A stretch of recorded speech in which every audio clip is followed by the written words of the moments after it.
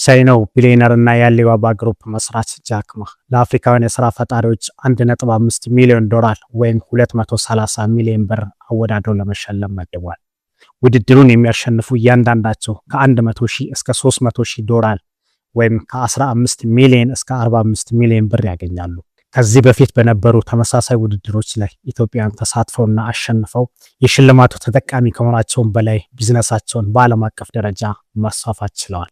በዛሬው ዝግጅታችን የውድድሩ ምንነት፣ ማን መወዳደር እንደሚችል፣ ከገንዘብ ሽልማቱ በተጨማሪ የሚገኙ ጥቅሞችንና ሌሎች ወሳኝ መረጃዎችን በዝርዝር አካፍላችኋለሁ። ይህ ውድድር ምናልባት የቢዝነስ ህይወታችሁን የሚቀይር አጋጣሚ ሊሆን ይችላልና እስከ መጨረሻው አብራችሁን ቆዩ። የአፍሪካ ቢዝነስ ጀግኖች አፍሪካን ቢዝነስ ሄሮ የ2026 የሥራ ፈጣሪዎች ውድድር በይፋ ተከፍቷል። አፍሪካን ቢዝነስ ሄሮ በቻይናው ቢሊዮነር የተመሰረተ ፋውንዴሽን ሲሆን ዓላማውም የአፍሪካ አዳዲስ ቢዝነሶችን በዘላቂነት እንዲያድጉ መርዳትና በአፍሪካና በዓለም ያላቸውን የገበያ መዳረሻ ማስፋት ነው። ፕሮግራሙ በ2019 የተመሰረተ ሲሆን በ2028 ይጠናቀቃል ተብሎ ይጠበቃል። በፕሮግራሙ ዕቅድ መሰረት በየዓመቱ 10 ምርጥ የሥራ ፈጣሪዎችን በመለየት እስከ 2028 ድረስ ለ100 የሥራ ፈጣሪዎች 15 ሚሊዮን ብር ለማከፋፈል ነው። የዚህ ዓመት ማለትም የ2026 ሽልማት 8ኛ ዙር ነው። እንዳለፉት 7 ዙሮች ሁሉ በ2026 ለሽልማቱ በርካታ ተወዳዳሪዎች ይሳተፋሉ ተብሎ የሚጠበቅ ሲሆን ከነዚህም ውስጥ 10 ምርጥ የአፍሪካ ሥራ ፈጣሪዎች ይመረጣሉ። እነዚህ 10 ምርጥ የሥራ ፈጣሪዎች የ1.5 ሚሊዮን ዶላር ሽልማት ይጋራሉ።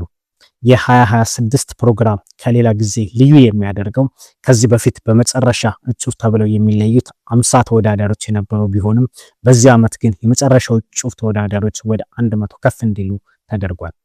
የገንዘብ ሽልማቱ ውስጥ የሚገቡት 10 አሸናፊዎች ቢሆኑም 100 ተወዳዳሪዎችም ልዩ ጥቅም እንዲያገኙ ይደረጋል።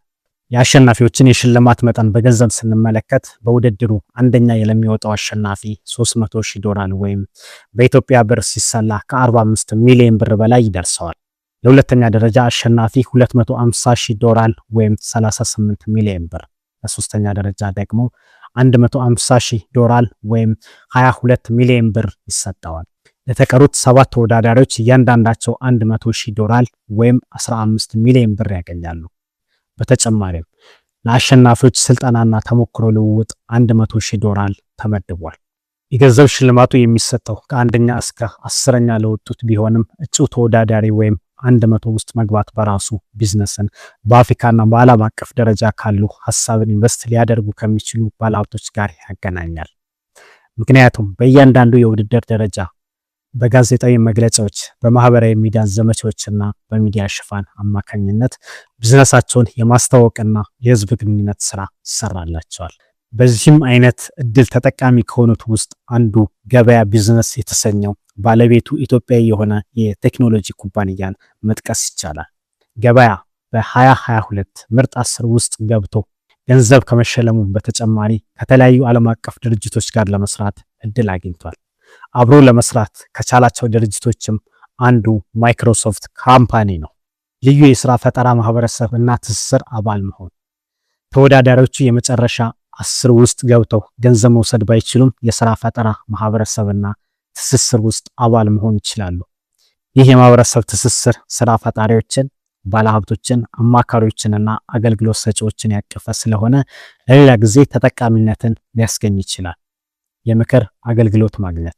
የአፍሪካን ቢዝነስ ሄሮ የመጨረሻ እጩዎች በውድድሩ ወቅትና ከውድድሩ በኋላ ከዓለም አቀፍ የንግድ መሪዎች፣ ባለሀብቶችና የዘርፉ ባለሙያዎች የአንድ ለአንድ ምክር አገልግሎት ያገኛሉ።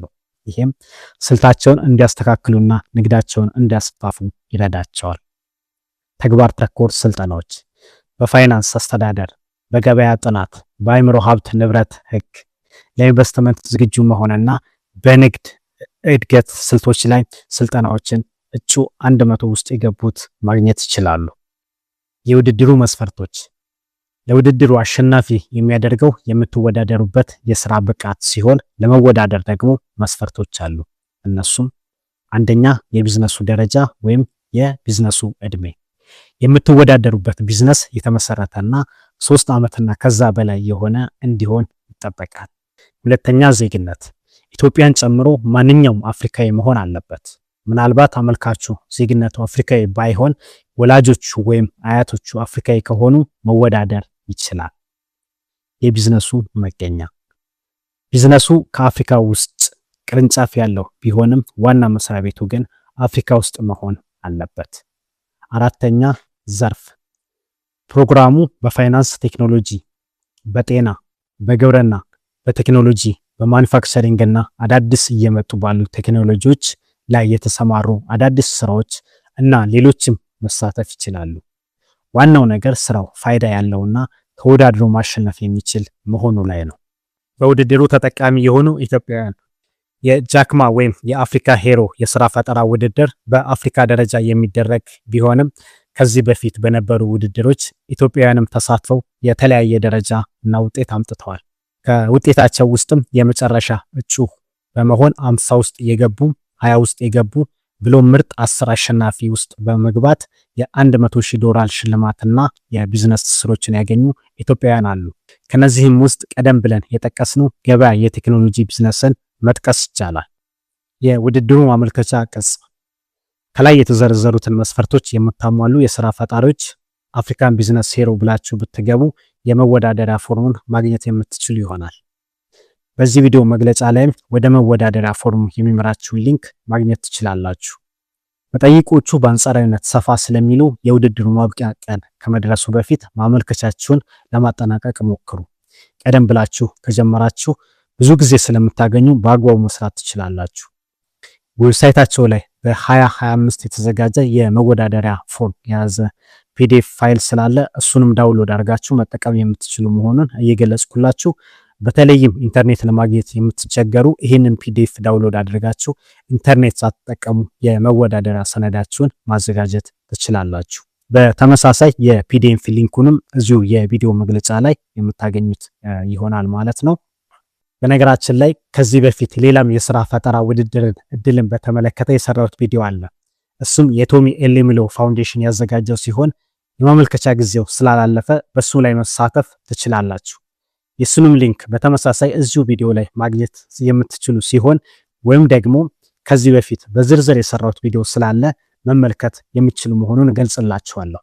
የዛሬው ዝግጅታችን ይሄን ይመስላል። ይሄን ቪዲዮ ለሌሎች ስራ ፈጣሪ ጓደኞቻችሁ እንዲደርስ ሼር አድርጉላችሁ። በተጨማሪም እንደዚህ አይነት የቢዝነስ እድሎችንና ሌሎችንም አይነት ቢዝነስ ነክ ዝግጅቶች በየጊዜው እንዲደርሷችሁ ቻናሉን ሰብስክራይብ አድርጉ። መልካም እድል እመኝላችኋለሁ። በቀጣይ ቪዲዮ እስከምንገናኝ ደህና ሁኑ።